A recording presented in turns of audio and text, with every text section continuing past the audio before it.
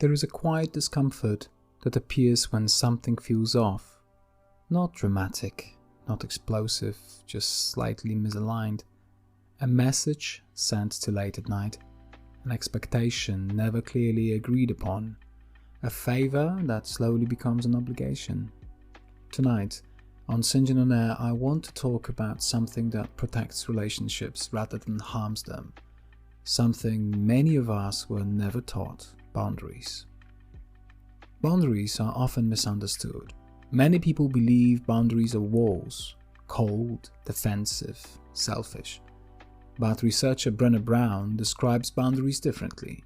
She says boundaries are simply what's okay and what's not okay. Psychologist Henry Claude, co-author of Boundaries, explains that boundaries define where one person ends and another begins. They are not about controlling others. They are about taking responsibility for ourselves. If boundaries are so healthy, why do they feel so hard? Psychologist Harriet Lerner, author of The Dance of Anger, explains that many of us were socialized to prioritize harmony over honesty, especially in close relationships. We fear that saying no will damage connection, but paradoxically, unclear boundaries damage connection far more. Attachment researcher Mary Ainsworth showed that secure relationships are built on clarity and predictability. Ambiguity creates anxiety. Clarity creates safety. When I was a young adult, I worked at a language school. My boss was also my friend. At first, it felt ideal: friendly atmosphere, informal communication, shared jokes, but slowly the lines blurred. Was this a request or an expectation? Was this friendship or authority speaking? Was I helping as a friend or working unpaid overtime? Because we were friends, I hesitated to speak up. Because she was my boss, I felt obliged to comply. The mix of boss, worker, friend created confusion. Psychologist Edwin Friedman, a family systems thinker, argued that when roles are unclear, anxiety spreads through the system. And that's exactly what happened.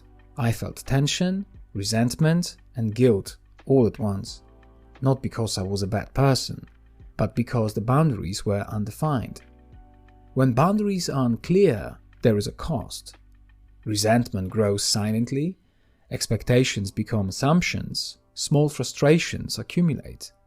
Researcher John Gottman, known for his work on relationship stability, found that unexpressed grievances are one of the strongest predictors of long-term relational breakdown. Unspoken no's don't disappear, they transform into emotional distance. Healthy boundaries reduce confusion, protect mutual respect, clarify roles, prevent emotional burnout. Psychologist Albert Bandura showed that self-efficacy, the belief that we can influence our environment, is essential for psychological well-being. Setting boundaries strengthens that belief. It tells our nervous system, I can act in alignment with my values. So, how to start setting boundaries effectively? Let's make this practical. First, start with awareness. Psychiatrist Daniel Siegel often says you can't change what you're not aware of. Notice physical signals: tight chest, irritation, exhaustion. These are boundary alarms. Next, clarify the role. In my language school experience, what I needed was clarity. A simple conversation like, when you ask me to do this, is it part of my role as an employee or are you asking as a friend? Clear roles reduce emotional confusion. Next, use calm, specific language. Research on assertiveness training, pioneered by psychologist Manuel Smith, emphasizes clarity without aggression. Instead of, you're taking advantage of me, try saying, I need clarity about expectations, especially regarding extra work outside agreed hours. Calm is powerful. Then, expect discomfort. Boundary setting often triggers temporary tension.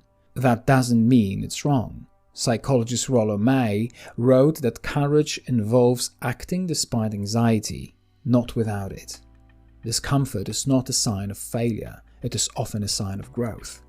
Then align with values. Acceptance and commitment therapy, developed by Stephen Hayes, teaches that values, not emotions, guide meaningful action. Ask yourself, what kind of colleague do I want to be? What kind of friend? What kind of adult? Boundaries protect those identities. So what happened when I finally spoke up? When I eventually clarified expectations with my boss friend, something surprising happened. The relationship improved, there was less guessing, less silent frustration, more professionalism, and paradoxically, more genuine friendship. Because friendship without boundaries is dependency. Friendship with boundaries is respect. Family therapist Virginia Satir believed that healthy relationships require congruence, alignment between inner experience and outer communication. When we say yes but mean no, we destroy that alignment. Boundaries restore it.